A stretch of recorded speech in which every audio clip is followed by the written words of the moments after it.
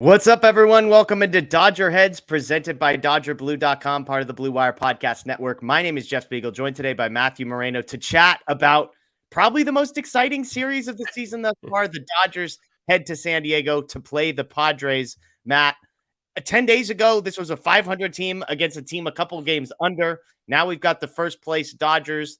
The Padres have won 7 of their last 10. This feels a little bit more exciting than maybe it was going to. Yeah, definitely. I mean, for starters, I think it's weird that we've gotten to the first weekend of May and they haven't played each other yet this season. So that was a little odd. And then when you're then looking at the schedule and you're thinking, okay, before the season starts, like Dodgers Padres in San Diego for the Dodgers, obviously returning to where last season came to a disappointing end. You were expecting it to be pretty exciting. They're the two teams who were pegged as the NL West favorites, and then like you said, up until a week ago, 10 days ago, it was looking like, oh man, like what are these teams really going to be? But obviously the Dodgers are on their winning streak. Padres are winning again. So it's got a little extra juice for it this weekend. Yeah, I mean, if you look at teams over their last 10 games, the Dodgers 8 wins, tied with the Braves for the best mark. The Padres are just behind those two at 7-3, which is the third best mark in all of Major League Baseball. One storyline as we look ahead to this series, Matt, is that the Dodgers starting pitching just coincidentally happens to line up great. You get Kershaw, you get May, you get Urias. They did a little moving around to get Kershaw on Friday, May an extra day of rest on Saturday. But when you go backwards a little bit, they had an off day Thursday. They promote Gavin Stone Wednesday. It sure feels like the Dodgers are maybe putting a little more emphasis on this series, lining up intentionally their best pitchers, not only for this weekend, but next weekend when they play the Padres again, they will get their same top 3 guys against the Padres. Do you think this was on purpose? I think so. And, Dave Roberts, he was asked about that when we were at the stadium on Wednesday. And he basically said, it was a little bit of a leading question of, did you guys line up your rotation, like you just said, to have the top 3 guys facing the Padres this weekend and also when they come to Dodger Stadium next weekend? And he said, I think that's fair. So he didn't outright, admit that, yes, this was done on purpose, but I think it's obvious. And, the Gavin Stone thing, as great as that moment was for him to be able to make his MLB debut, the timing of it seemed pretty odd. Like you said, there was an off day, there's another off day. So it looked a little weird on the surface. And then they start, still moving pieces around. And frankly, even Syndergaard getting bumped from that Sunday start, because theoretically, like he could have made that, but they're bringing Julio back on regular rest to start him on Sunday. And also not even going to Gonsolin, like they're pushing him back to the Brewers series as well, because he's not fully built up yet. So I think the Dodgers very clearly are prioritizing these next 2 series against the Padres. And on one hand, I get it. It makes sense. On the other hand, I was a little surprised just because it is still May, and typically the team doesn't do something like this unless it's like later in the season and the division is still up for grabs.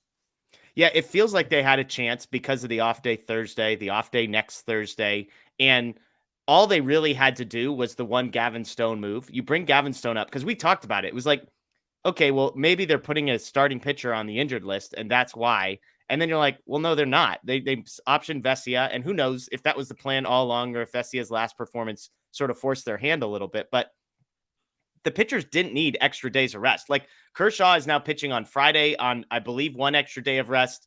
Dustin May will be pitching on 2 extra days of rest. Julio, as you said, is getting moved up to pitch on regular rest. And so the Stone move kind of is what precipitated this. And it makes it seem like it had to have been on purpose. They didn't need Gavin Stone to make that start, but they do. So you kind of were getting at it.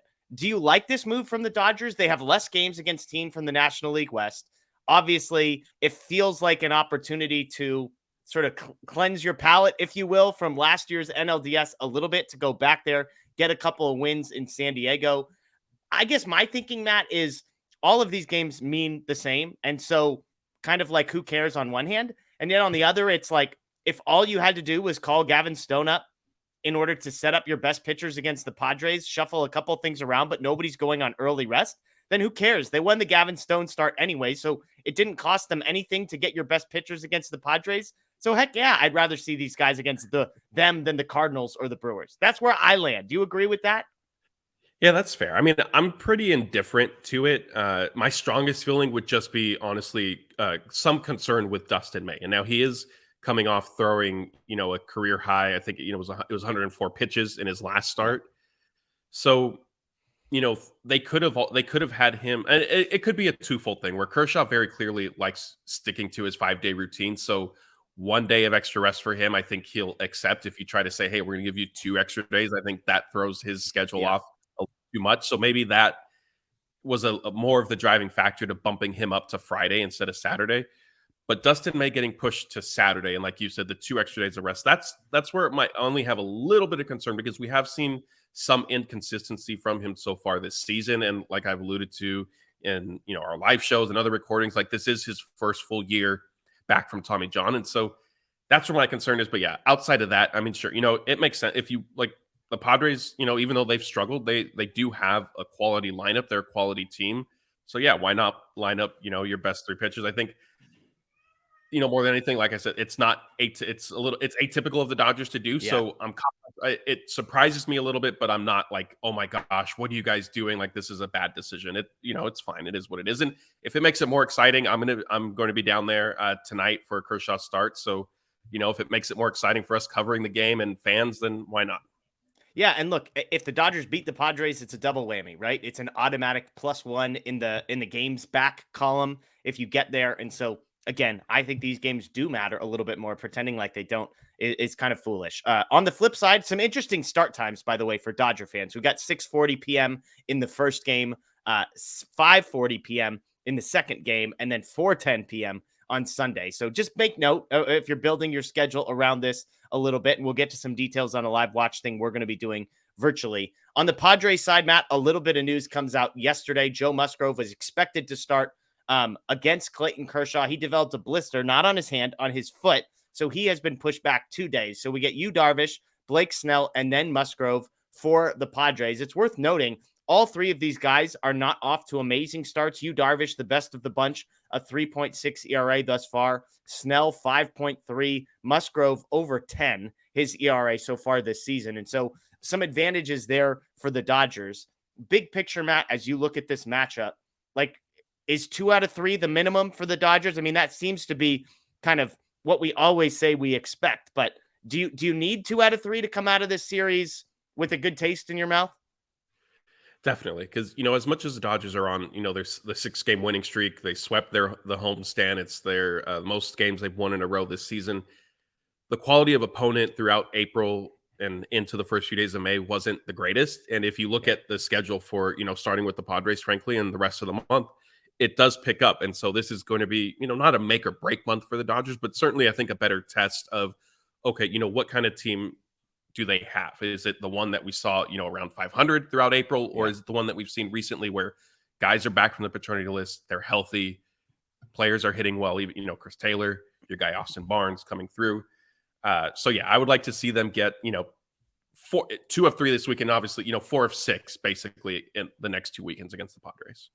I was going to ask you, are we sure Austin Barnes was a hit? And I know what your answer is going to be. I think No, somebody called it a single-ish was I think Chad Moriyama put on Twitter. I like that description. He and Taylor have both had a couple that were ruled hits in the last few days that I'm like, look, it's good for the confidence. It helps the batting average out. I'm glad runs scored, but maybe just pump the brakes a little bit on the way we're grading some of these. But real quick, so Dodgers come into the series 6 in a row.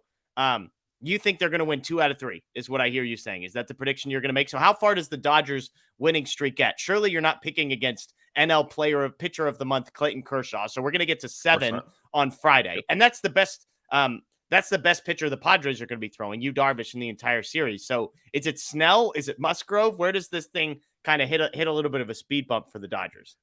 It'll be Snell. And, I know that they solved their lefty problems against Strom a few days ago, but I think, it'll resurface a little bit unless Austin Barnes is starting. Then maybe, they'll be able. There's no day game in this series, Matt. There's no day game. So if they put Austin Barnes in after an off day with no day game in the weekend series, I'm going to have some questions. So you're saying Saturday. If they're good, I like Kershaw. I like Julio the best. I think Dustin May coming off 104 pitches. If there was a little bit of concern, it would be him. Snell has pitched well against the Dodgers, as we know, historically. And so I think they take 2 out of 3. I would say Saturday would be the one that I would be most concerned about there as well. So let us know what you think in the comments below. How many of these 3 do the Dodgers win down in San Diego? And if you're picking a loss, tell us which one you're picking. One announcement, I alluded to it earlier, playback.tv/DodgerBlue1958. We are there Tuesdays and Fridays for live watch-alongs, including tonight against the Padres, 6:40 p.m. Clayton Kershaw pitching for the Dodgers. You don't want to miss this one. It's going to be a great game. It's going to be exciting down in San Diego. So hop on, playback.tv/DodgerBlue1958. All you got to do is log in with the TV provider. We all watch the game together. It's going to be a ton of fun. Great chats going on, interaction between us and you. So make sure you join us for that. That's Matt Moreno. Make sure you check out his stuff over at DodgerBlue.com. He'll have a full preview of this game as well, a series, as well as recaps afterwards. We'll have interviews, all that kind of stuff here on the YouTube page as well. So enjoy the rest of your day. Dodgers Padres tonight. Of course, we say go Dodgers.